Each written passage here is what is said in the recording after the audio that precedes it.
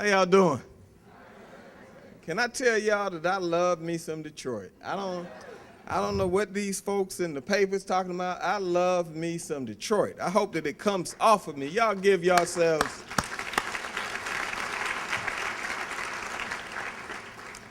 a tremendous round of applause. I'm delighted to be here because I really do feel like I'm among friends. That's what I feel when I look out. That's what I feel when I see your mayor. That's what I feel when I see Hiram Jackson, who told you a bit of the story about my run for office in 1998. The reason I think it's so important, Mayor Bing, is because whatever I'm doing in Atlanta, and whatever we're doing well in Atlanta, Dr. Picard, Detroit has a role to play in it. Because when Hiram brought me up and when Ernest Greer brought me up, and Ernest Greer is the chairman of the State Chamber of Commerce, not the black one, nothing wrong with the black one, but he's the whole show. So y'all give it up for Ernest Greer.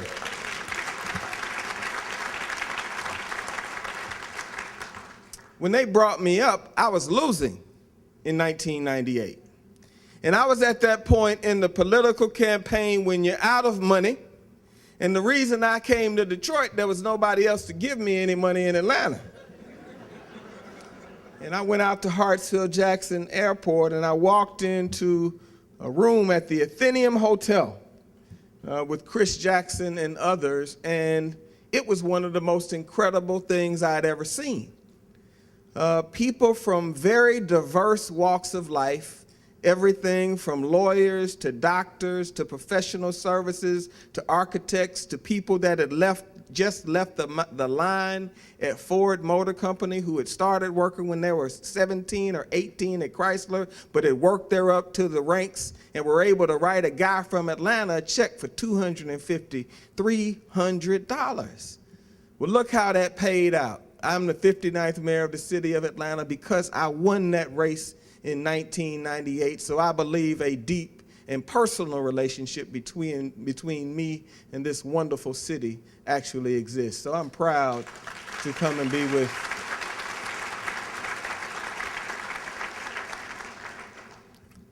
I'm also proud to come and be of encouragement.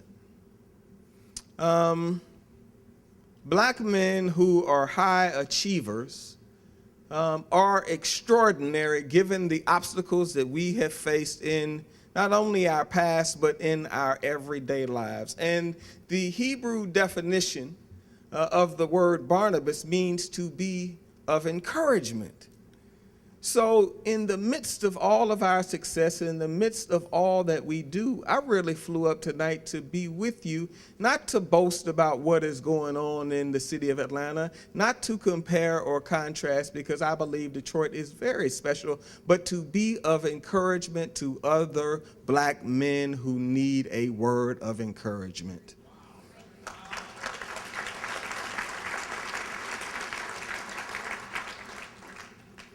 I don't care what anybody's writing about Detroit. Detroit is going to be just fine because I know the people of Detroit are going to keep pushing until it turns out all right.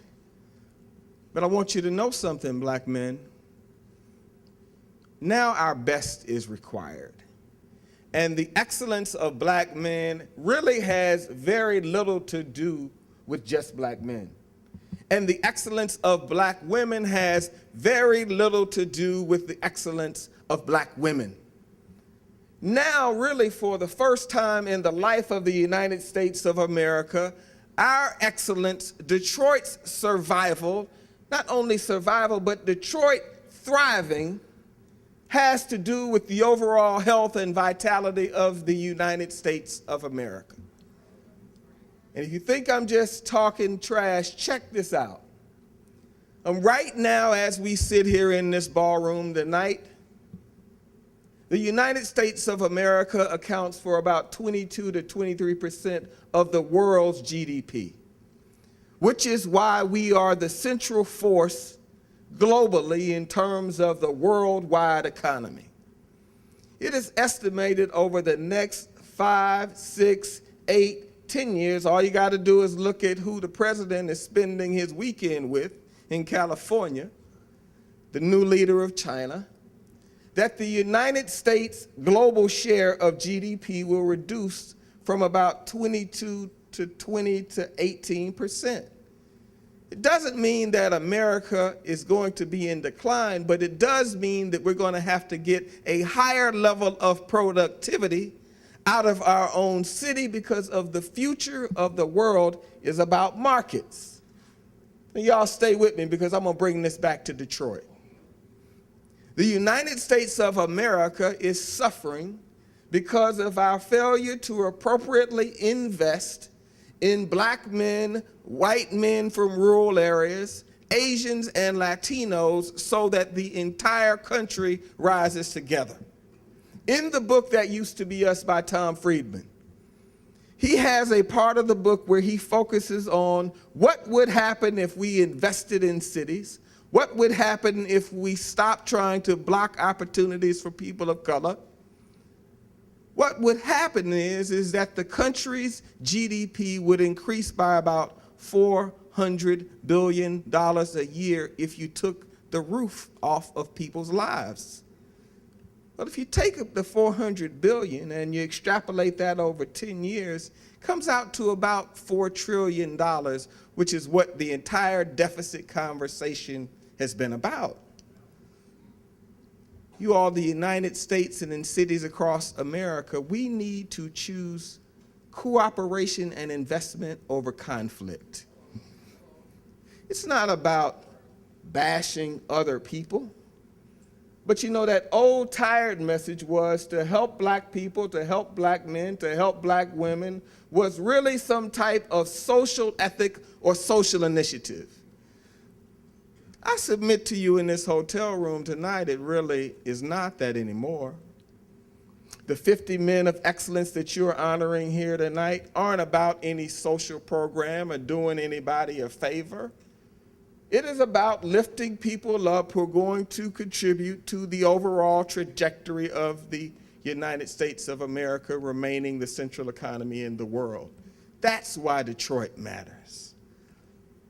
I say all of the time, I love being mayor. There's got to be something to being mayor. I mean, Dave Bing was comfy cozy before he decided to run for me. He did not need this job, and neither did I. Mayor Michael Bloomberg spent $150 million to be mayor one more time. He's got $21 billion, right? A woman out in California ran for governor, spent $150 million of her own money to try to be governor of California. There's something to this mayor and this governor deal. And it is because being a public service gives you a unique opportunity to change things. I grew up in Atlanta wanting to be mayor from the time I was 13 years old. When I was 20 years old, I served on the board of trustees of Howard University with Ambassador Andrew Young. And Ambassador Andrew Young, when I was about to take a job in New York, looked me in my face. He said, "KASIM, you shouldn't go to New York. You should come back home, because our city is going to need a mayor like you one day." Fast forward 20 years later, on the night I won, I sat by Ambassador Andrew Young, who had sat shoulder to shoulder with Dr. Martin Luther King, and as tears rolled down his aging face, he watched me be sworn in as the 59th mayor of the city of Atlanta 20 years later. This is a unique opportunity. On my first day in office, I signed a tax anticipation note loan to ensure that the payroll for the city of Atlanta would not bounce. The city of Atlanta, which has a $1.4 billion overall budget, had $7.4 million in reserves. I said today that that was probably one of the best things that ever happened to me, although it didn't feel good that day, Bernard. Bernard and I went to first grade together, been friends all my life. But what I decided to do was to make the hard decisions. So I reformed the pension system in the city of Atlanta, but I didn't reform it by bashing labor. I reformed it by inviting labor to the table and explaining to them that their pensions were 50, 45% underfunded. And if you didn't let me modify the pensions hand in hand, some right-wing radical was going to come in here and he was going to try to take the pensions that you had worked your whole life for. We got the vote of every single member of the Atlanta City Council to modify the pensions, pass the most sweeping pension reform in the United States of America of a major American city. And today our pensions have gone from 52 to 51% funded to 65 to 75% funded. I've stopped laying off employees. I've stopped firing employees, gave the police the first step increase that they had in more than 6 years. And I'm getting ready to give raises to almost every single employee in the city of Atlanta.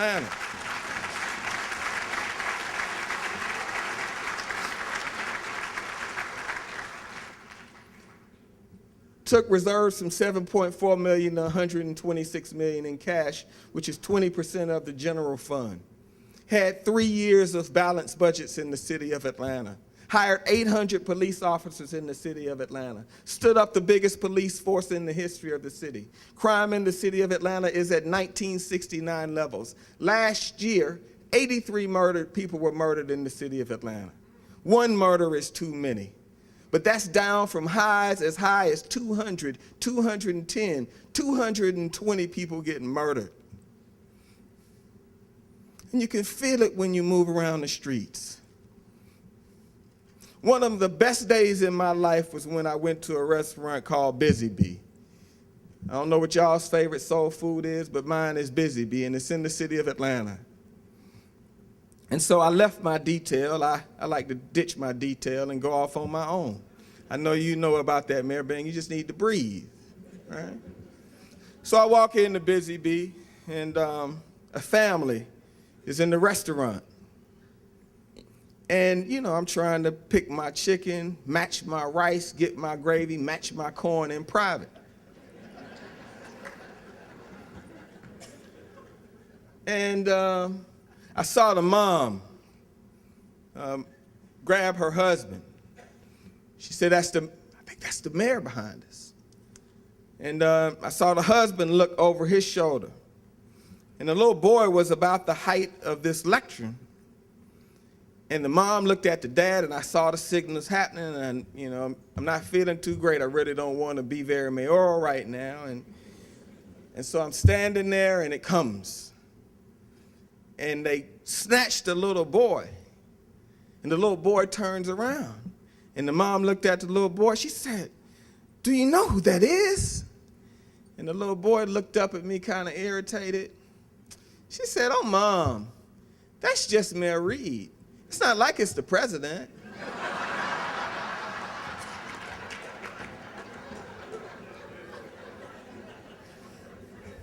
And I had fixed my suit to, you know.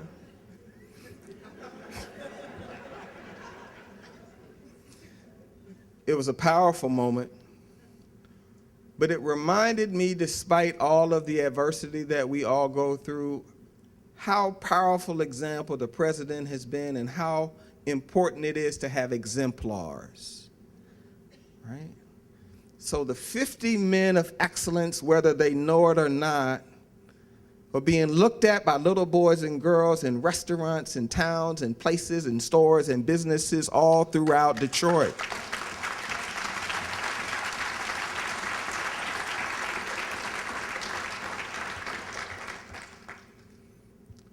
Little girl says, you know, I know a man who's got his own State Farm agency.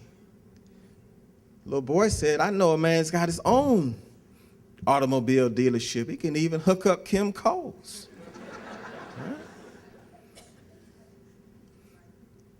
Y'all, we can't miss this moment.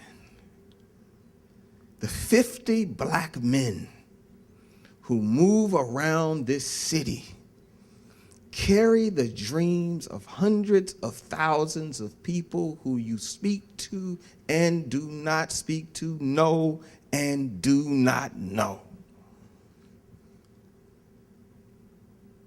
The other point I want to share is this, brothers. When I was walking in tonight, I'm from Atlanta, and I was having my Coca-Cola. My friend Bernard was checking on me to make sure I had only had one today. So we were in an argument about whether I could have two or one. It's a funny story, but we need to check on each other. I appreciate it because you got to check on each other. Brothers, you all know what I'm talking about. Very few people understand what it feels like to be a black man with the kind of burdens of leadership that we feel, and we walk around here not laughing, not enjoying it, not taking a moment to pause, not vacationing, not checking on our health care, not making sure we are all right, not talking to each other, not asking how you feel today, not asking if there's anything I can do to lighten your burden.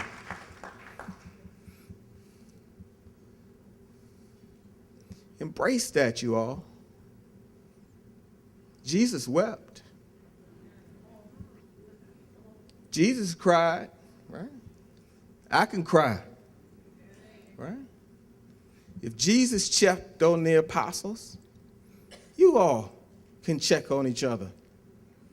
But once you've checked on each other and you know you're okay, let's not forget to use our physical capacity. One of the things that I hope that the young people who are in this room, who are building their own life trajectories today, y'all need to remember, Dave Bing didn't get in the position to be mayor because he was lucky. He got in the position to be mayor because he was ready. So, I'm running for mayor, you all, 20 years later, 10 years later.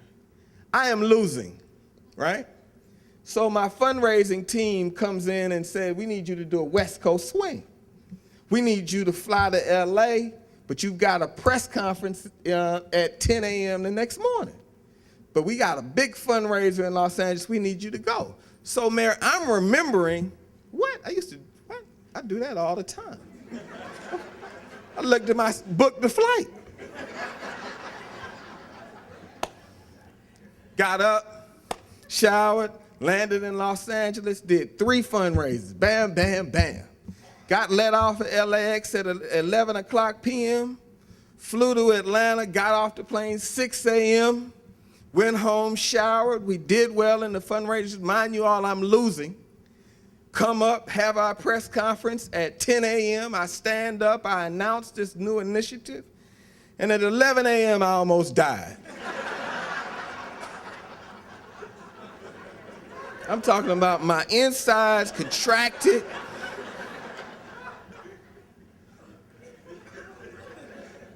I remembered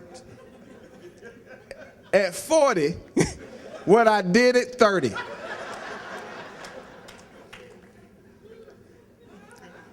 I tell the story because brothers need to hear it. Because we have gotten away from the ethic of having to work twice as hard, having to do more, having to be better, and you see the brothers' heads nodding, the 50 men of excellence. You'll never get your youth back. And while you have this incredible physical capacity, always remember to use it, brothers. Use it. And I'll tell you something else. You can clap for that. And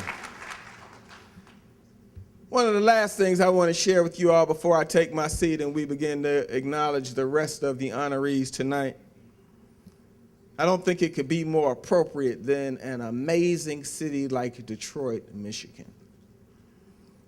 I was in a hotel room while I was campaigning for the president.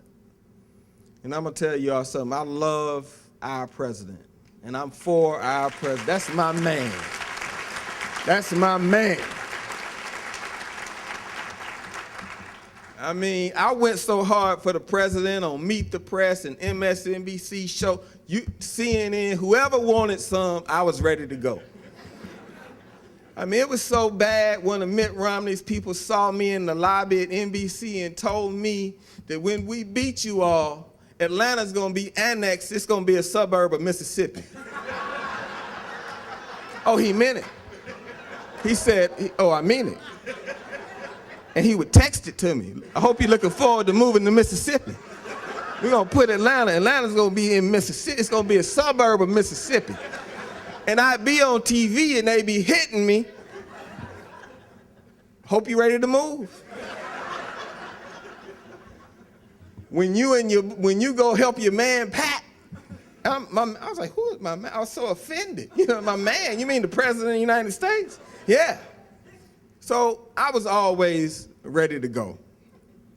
And, I did God knows how many appearances, goodness knows how many Meet the Press appearances, because sometimes in life you need somebody to be for you. You got plenty of people who 50-50. Sometimes you just need, you ever just need to say, I'm for you, man. You know what I mean? All this 50-50, I don't know. I would say he's going to win. Don't worry about it. He's going to win. We need some of that in Detroit. Detroit's going to win. We're going to win. We're going to win. Who's saying we're going to win? It's all this talk about we don't know. It's going to be all right. We're trying. Where's all that? What? We created an industry that's the backbone of the fundamental economy of the United States of America. Keeps millions of people employed.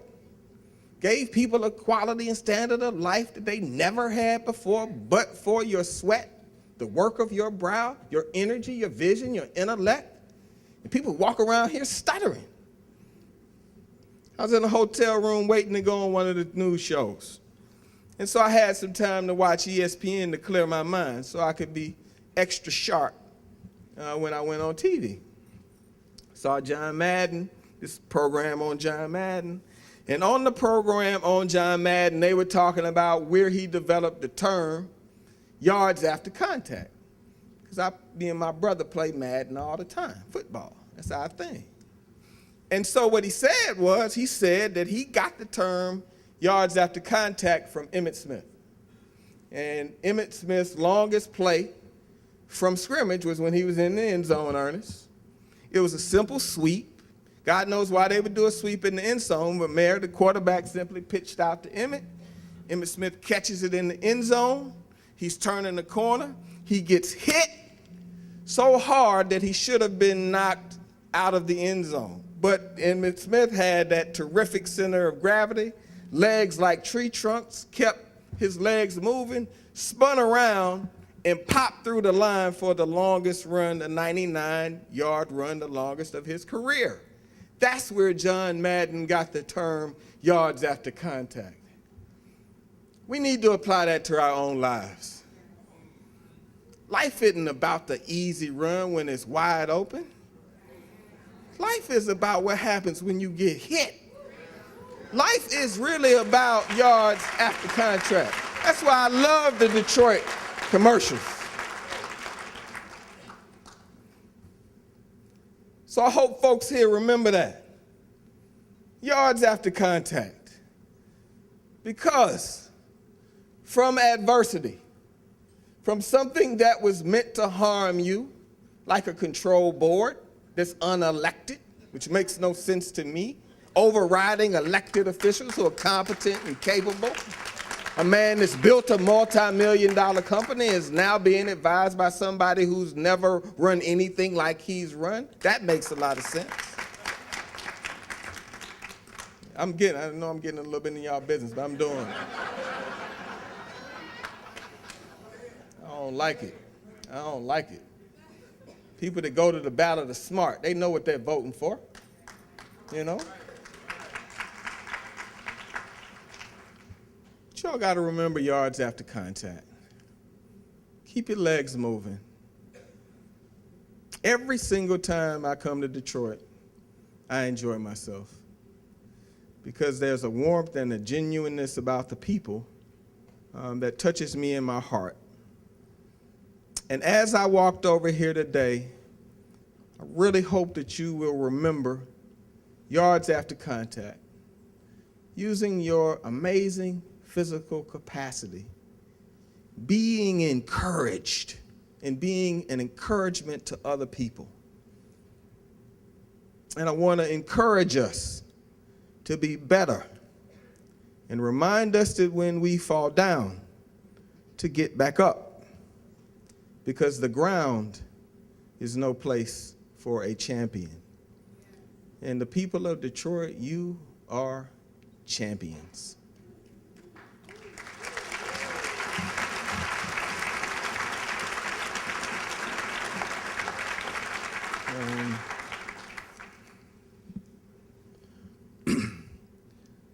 I was in a hotel room about 3.5 years ago.